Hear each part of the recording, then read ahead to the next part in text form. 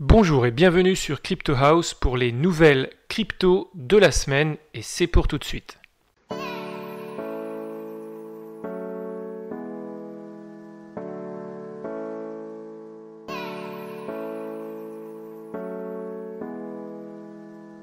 Donc malheureusement, comme vous l'avez constaté cette semaine, le temps passe, les semaines se répètent, c'est morose, on tourne toujours aux alentours des 120 milliards, là on est à 119 milliards exactement.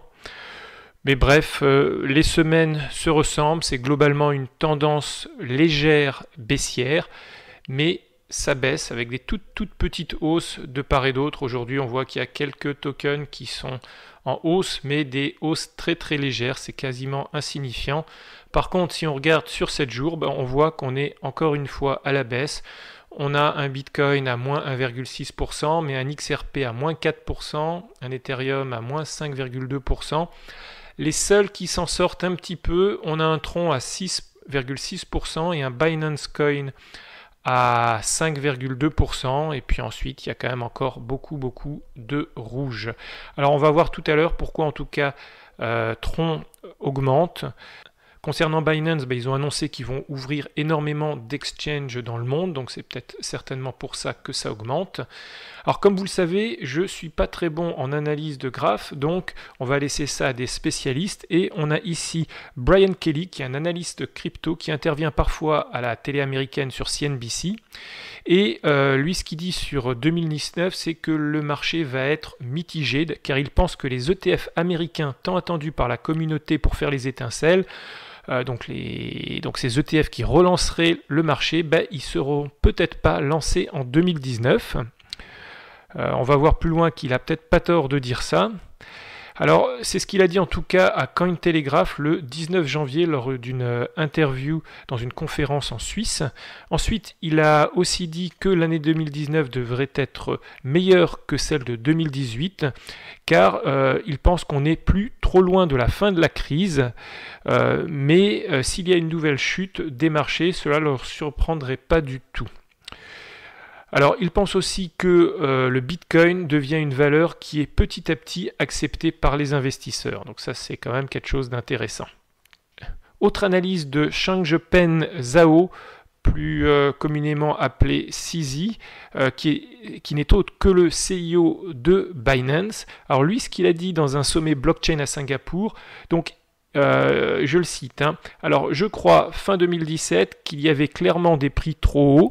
Il y avait beaucoup de gars qui participaient à des projets qui étaient très simples et qui investissaient sur de simples white papers.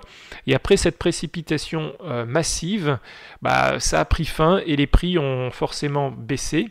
Alors, il rajoute ensuite que nous sommes dans un marché baissier depuis très longtemps et probablement le plus longtemps de l'histoire du Bitcoin.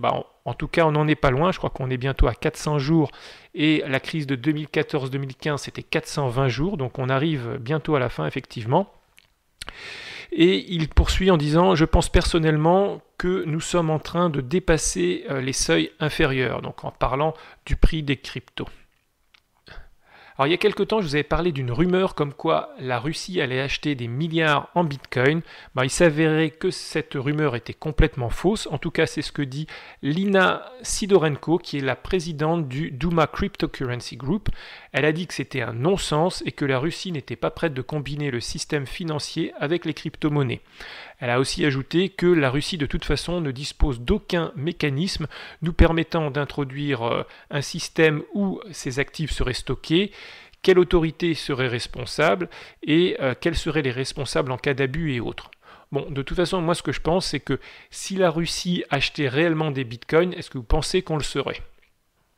On va maintenant parler des Nations Unies qui ont sorti leur rapport annuel, et dans ce rapport, il y a quelques paragraphes sur les cryptos, et donc j'en ai pris un qui me semblait intéressant. Donc ils disent notamment que les crypto-monnaies représentent une nouvelle frontière de la finance numérique et leur popularité ne cesse de croître. Les réseaux décentralisés pour les crypto-monnaies, le Bitcoin étant un exemple bien connu, permettent de suivre les transactions numériques. Ils permettent d'échanger de la valeur et peuvent donner lieu à de nouveaux modèles économiques qui nécessiteraient l'engagement des institutionnels. Donc c'est quand même quelque chose de plutôt positif. Ça montre que tout ce mouvement crypto-monnaie blockchain est pas quelque chose d'anodin pour que ça maintenant commence à apparaître dans les rapports annuels des Nations Unies. Et notamment, bon là, il parle de Ripple et IOTA. Alors comme déjà dit dans l'émission précédente, le fork d'Ethereum qui devait avoir lieu il y a 10 jours, bon, il a été retardé parce qu'ils ont trouvé donc des failles de sécurité dans l'une des 5 améliorations. Et donc ils se sont mis d'accord, c'est qu'ils vont trouver une nouvelle date vers fin février. Donc on ne connaît pas encore la date, mais en tout cas ce qu'ils ont dit, c'est que l'amélioration qui contient la faille de sécurité ne fera pas partie du prochain fork et de la prochaine amélioration, donc de Constantinople. Et cette amélioration sera intégrée beaucoup plus tard dans l'année, quand ils auront vraiment patché le problème et qu'ils seront sûrs que le bug n'est plus là. Alors des cryptos qui ont voulu détrôner le Bitcoin depuis 10 ans, il y en a eu beaucoup. Et maintenant, il y en a encore une nouvelle qui nous vient des plus grandes universités américaines. Alors ça s'appelle le Unit E.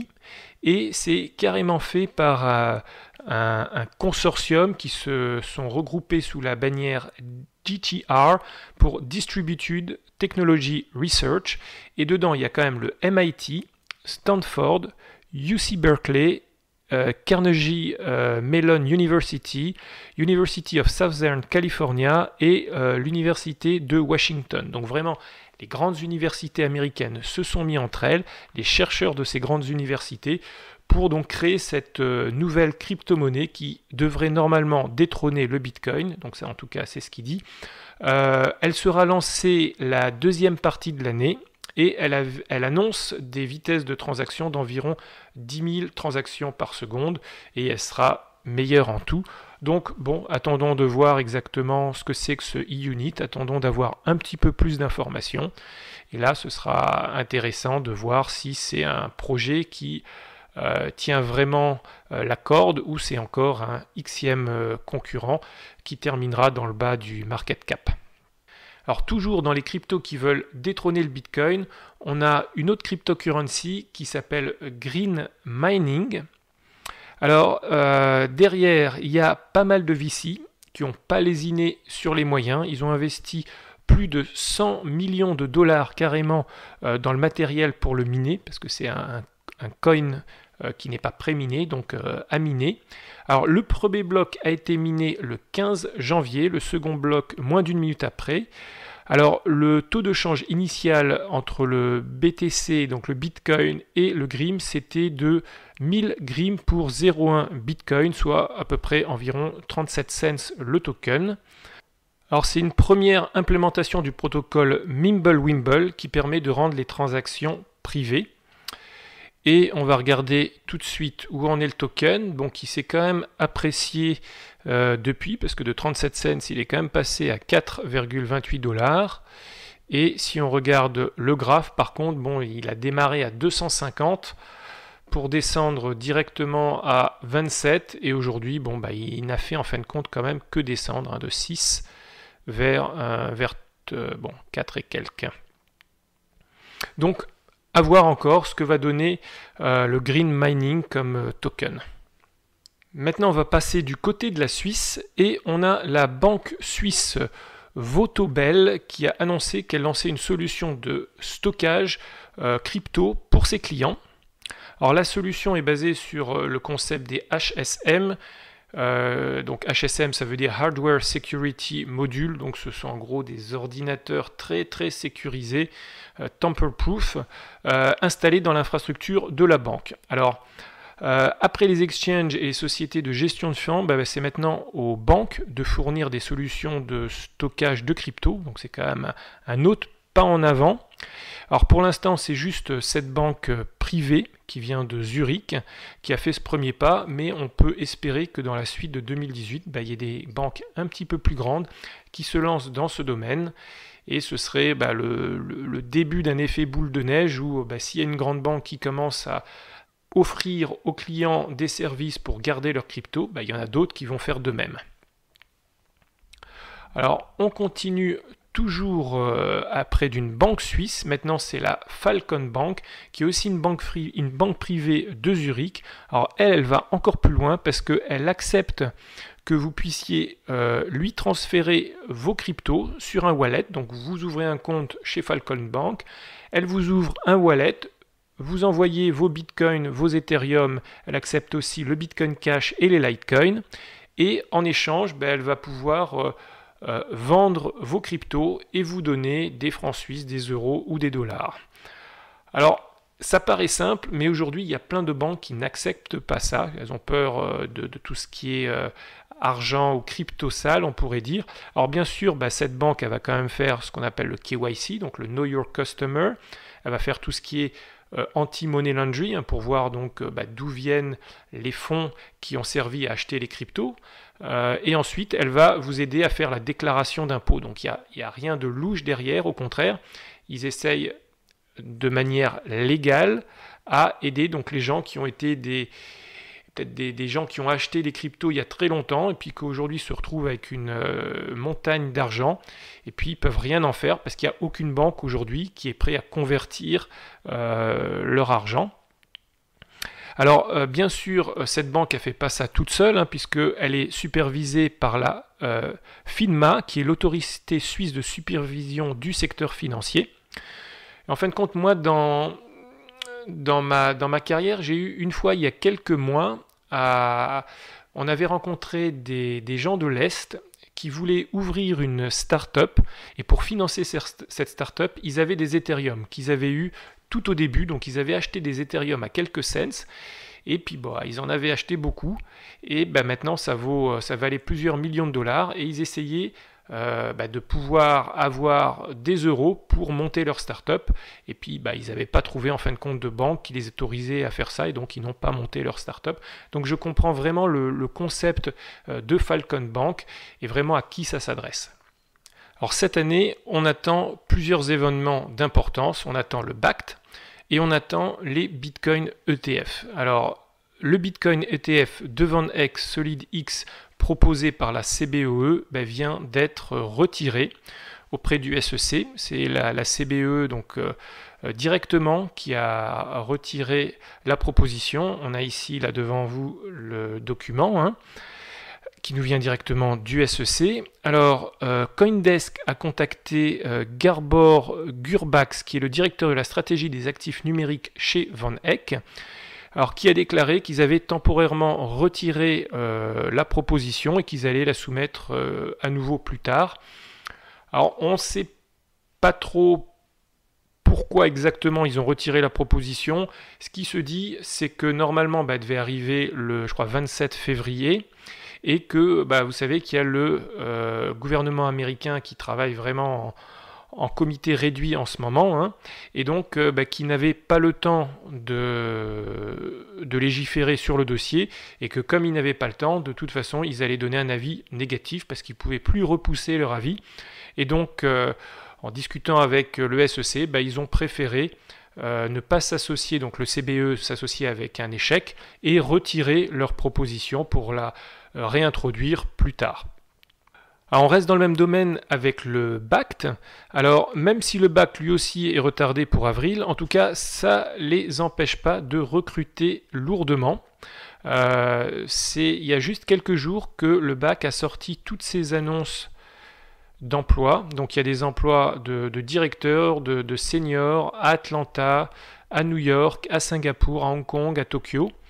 Donc ça veut dire que malgré le fait que ce soit retardé, le BACT continue, on a dit, à engranger des clients et il continue à faire grossir leur équipe. Alors autre information, mais quand même à confirmer, il y a un tweet qui est sorti avec des photographies du nouveau Samsung S10. Et ces photos, elles montrent un wallet. Donc on sait que Samsung, c'était il y a 2-3 mois, avait déjà déposé un brevet en Angleterre sur un crypto wallet. Là, ça confirme qu'ils vont vraiment dans ce domaine en maintenant proposant un crypto wallet dans leur S10. Alors, c'est pas confirmé, c'est juste une déduction qui est faite de photos qui sont sorties d'un prototype. On voit ici qu'une des photos d'écran qui a un Samsung Blockchain Key Store. Et je crois qu'on voit aussi qu'il supporte, si on clique sur la photo, voilà, on voit ici qu'il y a Ethereum. Alors, est-ce qu'il supporterait que Ethereum ou c'est juste un prototype? Mais en tout cas, ça va dans la bonne direction. Après HTC qui a sorti un smartphone avec un crypto wallet, on a maintenant un des leaders du marché, Samsung, qui sortirait son smartphone leader aussi avec un crypto wallet. Alors, il n'y a pas une semaine sans qu'on parle de Binance. Alors, Binance, qu'est-ce qu'ils font cette semaine? Ils lancent un marché OTC, donc Over the Counter, où les transactions seront confidentielles. Alors, ce qui est intéressant, c'est qu'il n'y a pas besoin de créer un nouveau wallet ou un nouveau compte. Vous pouvez utiliser votre compte existant. Il faut juste être un utilisateur certifié au niveau 2 et les transactions vont être du minimum de 20 bitcoins ou l'équivalent de 20 bitcoins. Donc c'est pas pour les petits investisseurs. Il faut quand même 20 bitcoins au jour d'aujourd'hui. Ça fait quand même à peu près 70 000 euros. On va terminer les nouvelles par un airdrop, celui de Tron et de BitTorrent. Donc comme vous le savez, Tron a racheté il y a quelques mois BitTorrent et que BitTorrent lance un ICO, ou en tout cas il lance des tokens. Et une partie des tokens vont être distribués dans plusieurs airdrops. Alors pour avoir l'airdrop, il faut avoir des tokens Tron, donc les TRX, et il faut qu'ils soient dans un des wallets ici, ou alors dans un des exchanges qui supportent en fin de compte cet airdrop. Donc si vous avez vos Tron sur Binance, OKX, Huobi, c'est bon. Mais si vous les avez aussi sur un wallet, il y a des chances aussi que ce soit supporté. Personnellement, moi j'ai mis mes Tron sur le wallet de Tron Society, qui est aujourd'hui le wallet le plus utilisé. Puis en plus c'est intéressant parce que c'est un wallet qui vous donne des dividendes, à peu près 7% de Tron par an en plus, juste en les stakant. Et donc il y a un post de Tron Society qui dit qu'ils vont supporter l'airdrop, donc vous allez recevoir des BTT. Alors, cet airdrop, il aura lieu le 11 février, c'est là où il y aura le premier snapshot, et puis il y aura des snapshots jusqu'en 2025. Alors, la plupart des tokens vont être distribués dans des airdrops la première année, mais ça va continuer par la suite. Alors, il y aura aussi un autre airdrop un peu plus important qui va récompenser les gens qui ont des tokens depuis longtemps, et qui sera de 10,89 milliards de BTT. Je vais laisser le lien aussi vers cette étude de Deloitte sur la blockchain. C'est une étude donc, qui vient de paraître, qui fait quand même 48 pages et qui parle de l'adoption donc, de la blockchain. Si vous parlez anglais, c'est quand même quelque chose d'assez intéressant à lire. Et moi, je vous dis à bientôt pour de nouvelles vidéos. Ciao, ciao!